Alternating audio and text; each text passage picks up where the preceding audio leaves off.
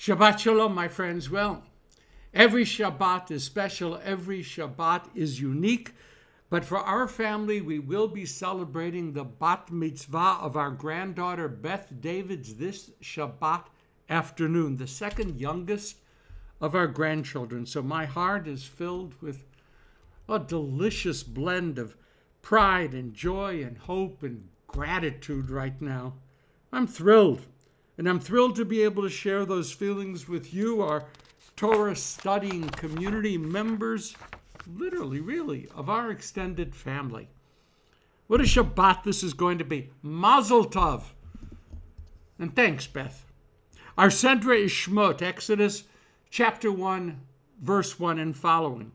We now begin our reading of the second book of our Torah, the book of Exodus, SHEMOT. Many years ago, in fact, more years ago than I actually choose to remember, I was asked to lead a session on leadership for a cohort of up-and-coming influencers on behalf of the American Jewish Committee. My instructions were clear. Use the life of Moses as a template for contemporary Jewish leadership. Slam dunk, no problem. Be like Moses. Stand up to the pharaohs of our day. Organize an unruly and unwilling mass of people and get them past a series of existential challenges which in those days were represented by the Red Sea, hunger, unprovoked assaults. Help them adopt a series of values-driven purposes that might not compete with the Torah given at Mount Sinai, but values-driven purposes that will inspire and define and motivate effective communal action. At the end of the day, be certain to train, I would have to tell them, highly competent successors, and make certain that you don't stand in their way. Well, I received that request. I certainly could do that. I figured that an hour or two of advanced prep would be all that I would need. But was I ever mistaken? The more that I drilled down into Moses' role as leader, the more complex and nuanced things became for me. And that's why I'm so grateful that Rabbi Shai Held raised precisely the same kinds of questions in his Torah commentary for our Sedra. Moses wasn't ever thought of as a god. Moses wasn't ever thought of as perfect. And Moses certainly didn't have an unblemished biography before he was thrust into the role of leading the Israelites out of Egypt onto Mount Sinai through a 40-year wandering in the desert until they stood at the borders of the promised land. Flaws? Moses certainly had flaws. He was a ka'asan.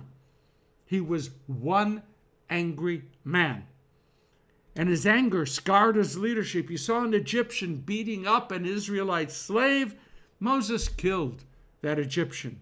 He was so frustrated by the constant whining of the Israelites for more food and water, more secure food and water, that he hit that rock instead of speaking to it. When his leadership was challenged from within his own family, he was comfortable exacting harsh revenge. Besides having what I would call anger management issues, Moses had constant problems with his own feelings of competence and self-worth. At the burning bush, he pushed back against God's efforts to commission him for leadership. He was plagued by self-doubt. He was immobilized. I don't speak well, and who am I that the people will listen to me? Hey, God, send somebody else. The people he led manipulated Moses.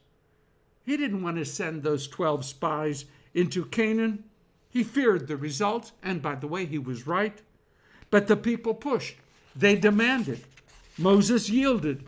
And the net result was 40 years of wandering in the desert until an entire generation had passed away.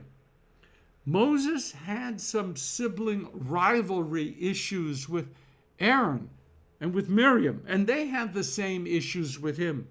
At the end of the day, after the deaths of all three, Moses' sons will vanish. Aaron's sons will emerge triumphant, and Miriam's family will survive only in rabbinic extrapolation and imagination. So the relationships among the three would probably make a captivating Netflix miniseries, Sacred Succession. Truth be told, the rabbis invented Moses as leader. They softened his edges, they explained his flaws, they excused his errors, and they made him one of their own. Moses became MOSHE RABBEINU. Moses, our rabbi, Moses, our teacher. And it was good for the rabbis that they could absorb Moses into their ranks. Now, he was a rabbi just the way they were rabbis. Worked out great for the rabbis. But I had to teach something to that American Jewish Committee cohort, and Held published his commentary decades too late. So I approached the elements of Moses' leadership in the following manner. First, Moses didn't allow self-doubt ultimately to cripple him at the burning bush. What did he do? He formed a team that could backstop his own weaknesses. He consulted, he collaborated, and then moved on into action. He would partner with Aaron.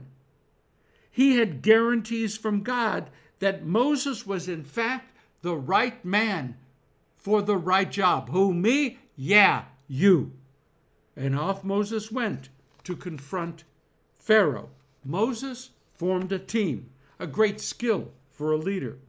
So it was surely no surprise later on that when his father-in-law Jethro wanted to share with his son-in-law certain organizational insights that could make Moses' tasks easier, Moses didn't feel threatened or demeaned. Moses had no need to do everything always his way, just in his own way. He was open to partnership and to the wisdom of others. Good. Okay. As a leader, Moses made clear to others the values that structured his missions and his goals. Torah tziva lanu Moshe. Moses taught us Torah.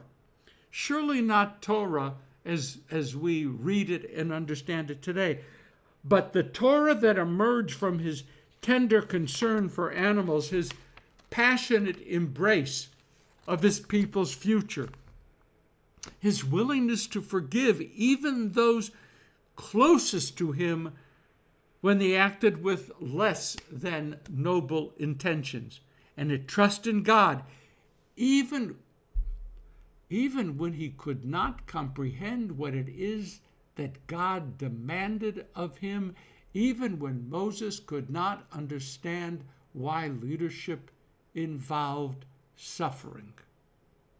Held offers one other insight into Moses as leader. He quotes Rabbi Alexander Zusya Friedman's fanciful modern drash. This: Moses responded to his call from God by saying, "Me ani, who am I?"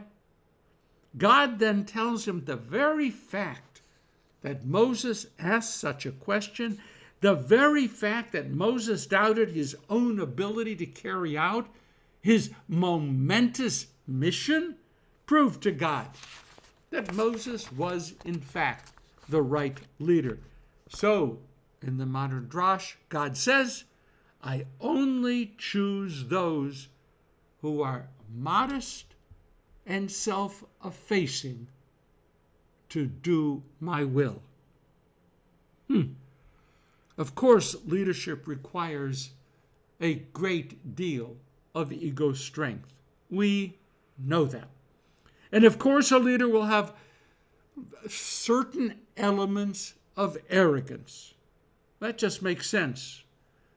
But a little arrogance and a dash of ego strength, plus at least a tincture of self-doubt, are all needed to be blended together if a true leader is to emerge. Moses is understood to have been a real human being. He was not a saint. He was not a divine entity. Flesh and blood, flawed he was. But he was also profoundly gifted. He sought out collaboration. His mission was values-driven. His personality reflected humility and strength, sensitivity and determination, compassion and courage. My friends, we could do far worse than to seek out such qualities in anyone who would aspire to be a leader of our generation.